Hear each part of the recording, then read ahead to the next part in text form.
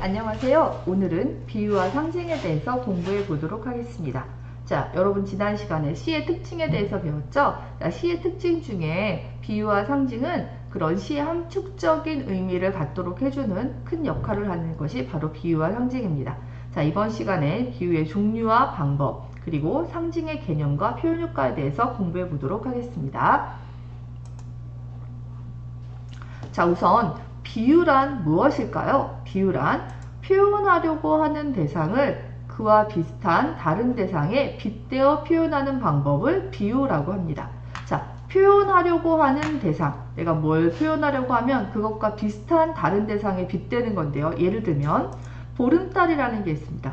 자, 보름달은 둥글다라는 특성을 가지고 있죠. 그런데 둥근 게 또 뭐가 있나 봤더니 호빵이 둥글게 생겼어요. 그래서 이렇게 표현해 봤습니다. 보름달, 호빵 같은 보름달. 자, 표현하려고 하는 대상은 보름달이고요. 이 보름달을 호빵에 비유했습니다. 이렇게 빗대어대는 다른 대상이 되는 거고요. 우리는 표현하려고 하는 대상을 원관념, 빗대어서 표현하는 대상을 보조관념이라고 부르는데 얘네 두 개가 둥글다라는 공통점이 있습니다. 그래서 비유할 수 있는 거예요. 예를 들면 아닙니다. 이렇게 비유할 수 있습니다. 자, 그러면 그 다음 이제 비유의 종류를 한번 알아볼게요. 자, 비유의 종류 첫 번째는 대상을, 원관념을 뭐뭐 같이, 뭐뭐처럼, 뭐뭐인 듯, 뭐뭐인 양 등의 말로 직접 빗대어 표현하는 방법이 있습니다. 자, 이런 것을 직유법이라고 하는데요. 예를 들면 개학 첫날 교실은 마치 시장바닥처럼 시끄러웠다. 자, 이 표현 중에서 개학 첫날 교실을 무엇에다 비유했나 봤더니 시장바닥에다 비유했습니다. 왜 그랬죠? 공통점, 시끄러웠다라는 공통점이 있기 때문인 거예요. 자, 얘가 원관념, 개학 첫날 교실을 이렇게 비유했는데 뭘 썼냐면 뭐뭐처럼이란 말을 썼습니다. 자, 뭘 썼다고요? 뭐뭐처럼이란 말을 써서 활용했죠. 자, 그 다음 봅시다. 꽃이 핀 들판은, 자, 꽃이 핀 들판을 표현하고 싶었나 봐요. 이것을 무엇에다 비유했냐면 알록달록한 크레파스 상자 같다 해서 크레파스 상자에다 비유를 했습니다. 자, 어떻게 비유했냐면 둘 다 여러 가지 색깔이 있는 걸 아름다운 꽃이 핀 들판의 아름다운 색깔의 모습을 크레파스 상자에다 비유했는데 뭐뭐 같다라는 말을 사용했죠. 자, 이렇게 대상을 다른 것에 비유할 때 뭐뭐처럼 뭐뭐 같다라는 말을 사용하는 것을 직유법이라고 합니다. 자, 첫 번째 비유의 종류 직유법에 대해서 알아봤습니다. 두 번째 직유법과 비슷한 두 번째 종류가 있는데요. 이번엔 원관념, 즉 표현하고자 하는 대상을 보조관념, 비유한 대상인데요. A는 B의 형식으로 두 대상이 동일한 것처럼 표현하는 게 있습니다. 자, 이게 무슨 말이냐면요, 여러분. 이런 걸 우리가 은유법이라고 하는데요. 자, 은유법의 예를 보시면 금방 이해가 됩니다. 예를 들면 꽃이 핀 들판은, 자, 꽃이 핀 들판, 아까 비유하고자 하는 대상이 뭐였어요? 꽃이 핀 들판입니다. 이거를 뭐에다 비유했죠? 크레파스 상자이다 비유했어요. 그런데 아까 여러분이 배웠던 직유법이랑 비교해보면 뭐가 없죠? 그렇죠. 같이라는 말이 없습니다. 아까 직유법에서는 꽃이 핀 들판은 크레파스 상자 같다 이렇게 표현했는데 같다라는 말을 안 쓰고 바로 크레파스 상자이다 이렇게 썼습니다. 자, 이 형태로 표현하는 비유법을 우리가 은유법이라고 합니다. 내 삶은 얘가 원관념이고요. 롤러코스터이다 이게 보조관념이죠. 여러분 롤러코스터가 뭔지 알죠? 막 이렇게 돌아다니는 놀이기구를 롤러코스터라고 해요. 그래서 내 삶은, 내가 가지고 있는 삶은 롤러코스터, 네, 롤러코스터. 이렇게 좋은 일도 있고 나쁜 일도 있고 좋은 일도 있고 나쁜 일도 있다라고 바로 빗대어 표현한 겁니다. 그래서 이 내 삶이 원관념이 되고 롤러코스터가 보조관념이 되면서 A는 B다 형태로 표현하게 된 거죠. 이런 걸 은유법이라고 합니다. 자, 세 번째 비유의 종류입니다. 사람이 아닌 동물이나 자연을 사람인 것처럼 표현하는 방법이 있습니다. 우리는 사람이 아닌 동물이나 자연에다 인격을 부여한 이런 방법을 의인법이라고 하는데요. 예를 들면 바람이 불자 빨랫줄에 빨래들이 춤을 춘다. 자, 빨랫줄에 빨래들이 춤을 춘다라고 표현했습니다. 춤은 사람이 추는 거죠. 네. 그래서 감정을 가지고 즐겁게 추는 춤이기 때문에 빨래들이 춤을 춘다라는 것의 의인법입니다. 나뭇잎이 내게 손짓한다. 자, 나뭇잎이 손짓한다라는 표현 역시 의인법입니다.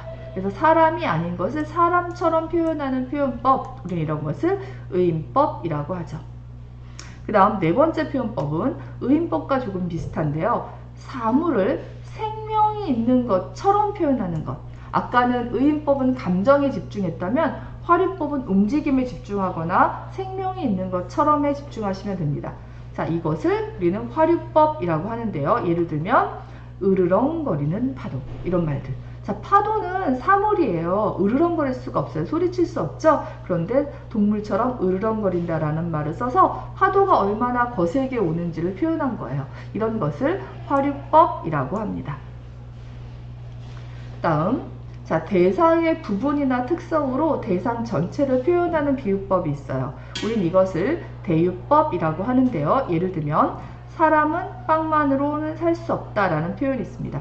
자, 이때 빵은 뭘까요? 네, 맞아요. 선생님, 사람은 빵만 먹고 살 수 없어요. 우리는 밥도 먹고요, 치킨도 먹고요, 또 고기도 먹고요, 이렇게 얘기할 수 있잖아요. 근데 이때 빵은 단순히 먹는 것을 의미합니다.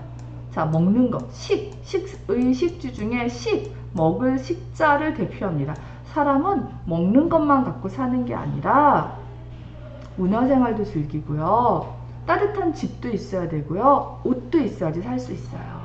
그래서 사람은 빵만으로 살 수 있다라는 말은 사람은 단순히 음식만 가지고 생명을 존재하는 것은 아니다라는 뜻이에요. 그래서 이 말은 대유법으로 이 빵이 모든 음식을 대표합니다. 자, 이렇게 일부가 전체를 대표하는 걸 대유법이라고 해요.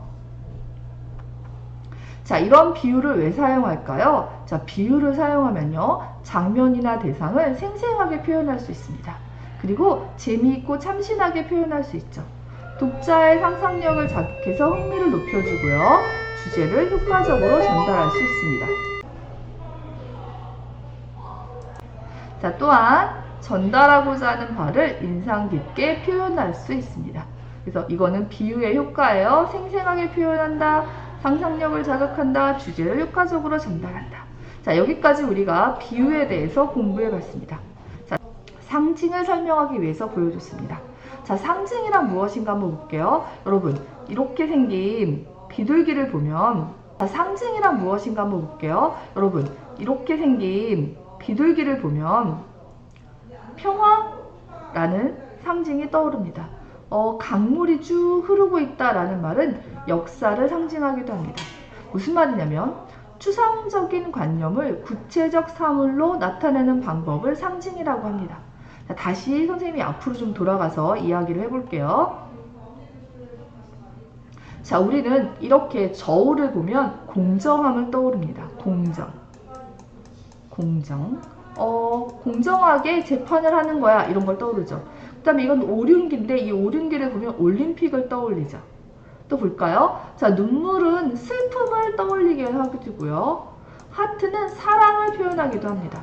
자, 여러분, 사랑이 어떻게 생겼나 그려보세요. 마음속으로. 잘 안 그려지죠. 그런데 하트는 이렇게 생겼어 하고 그릴 수 있죠.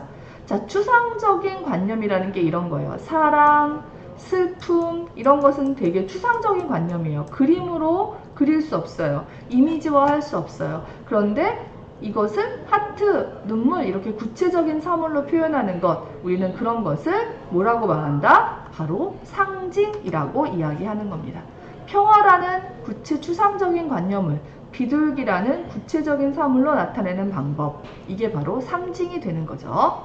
자, 그래서 상징의 특징을 한번 살펴볼게요. 상징은 원관념, 그러니까 비둘기가 사라져요. 그리고 평화만 남습니다. 고조관념만으로 의미를 표현합니다. 그래서 상징은 인간의 사상이나 감정과 같은 추상적인 관념을 구체적으로 드러낼 수 있다는 특징이 있고요. 어떤 대상에 상징적 의미를 부여해서 작품의 깊이를 더할 수도 있습니다. 자, 상징과 비유의 특징을 한번 살펴볼게요. 글쓴이가 자신의 생각이나 느낌을 어떻게 간접적으로 드러내는 표현 방법이 상징과 비유입니다. 둘 다 간접적으로 드러내죠. 그런데 상징은 원관념은 제시하지 않고 보조관념만 나타내는 게 특징이 있고요. 원관념과 보조관념 사이에 아무런 관련이 없습니다. 여러분, 비둘기와 평화 사이에 무슨 관계가 있을까요? 네. 왜 비둘기 그러면 평화를 떠올릴까요? 사실 비둘기가 우리는 되게 더럽고 도시에서 보는 비둘기는 지저분하다 이런 관념도 있는데 평화를 상징합니다. 네, 그런 거는 옛날부터 내려온 그런 상징이에요. 그리고 비유는 보조관념과 원관념이 함께 나타나서요. 원관념과 보조관념 사이에 관련이 있습니다. 비슷한 점이 있어야지 비유가 된다고 얘기했죠. 자, 여기까지 우리가 비유와 상징에 대해서 공부해 봤습니다. 학습지에 나와 있는 개념들을 잘 정리하고 노트에 공부한 내용을 정리해 보세요. 마치겠습니다.